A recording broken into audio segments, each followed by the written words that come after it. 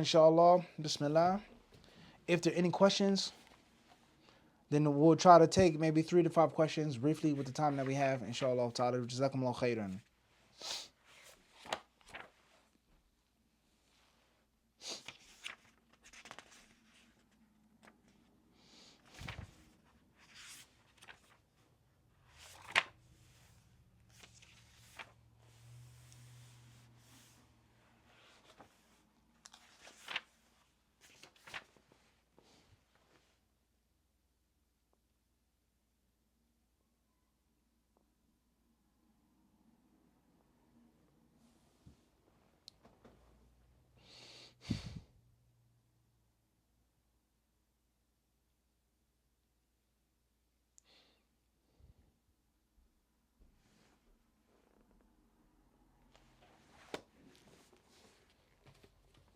حياك الله كالف باشا بارك الله فيكم عليكم السلام ورحمة الله وبركاته كيف الشاي تمام إن شاء الله كيف spicy chai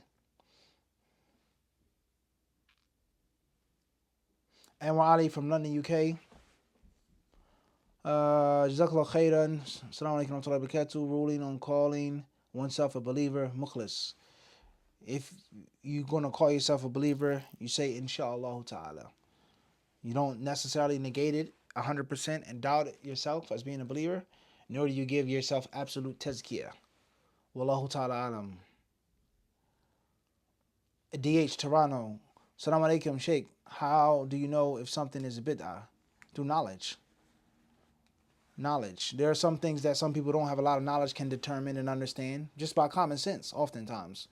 Something that doesn't seem right, it doesn't feel right. It's like, whoa, that's crazy. And there are other things which are very technical. And there may be a difference of opinion among the people of knowledge. Is it a bid'ah or not? Wallahu ta'ala alam.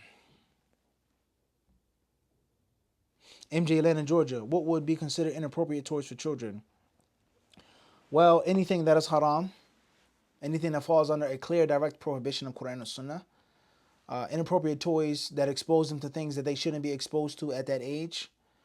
Toys that take them away from their fitrah. Too many toys, toys that they get and they're never taught how to work and earn a thing, or they're never taught how to work hard and to their time for play and a time for work, things like this in general. And of course, there's many details with regards to that. Living souls, animals. Can a child have a doll or dog or bear or cat? Can you have a dog? Is it lawful for a Muslim child to have a stuffed dog, a stuffed pet? A stuffed animal as a doll or a pet. Okay, it's a haram pet for a grown up. There's a discussion in itself. It's a good question. And maybe that'd be a good lecture. The fiqh of toys. TA from London, UK. Salam Mufti. Does Allah subhanahu wa ta'ala love us unconditionally? Was asked by a Christian and didn't know how best to respond.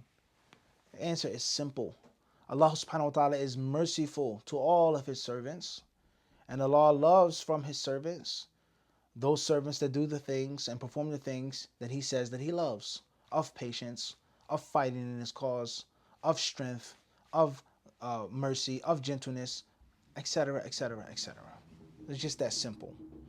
Don't get caught up in a philosophical debate over people that have warped and twisted creeds.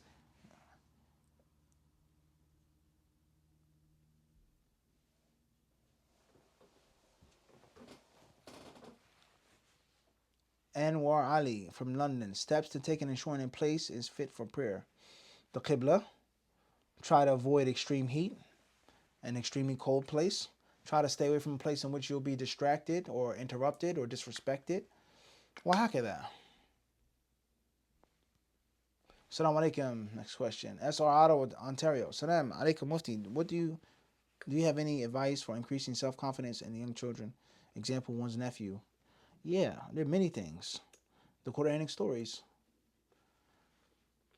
And if you're looking for some worldly advice, then sports, different types of recreation, different things there that you make them do with their hands, whether it's martial arts or boxing, different things that increase the needed and good aspect of self-confidence, not arrogance. Wallahu ta'ala alam.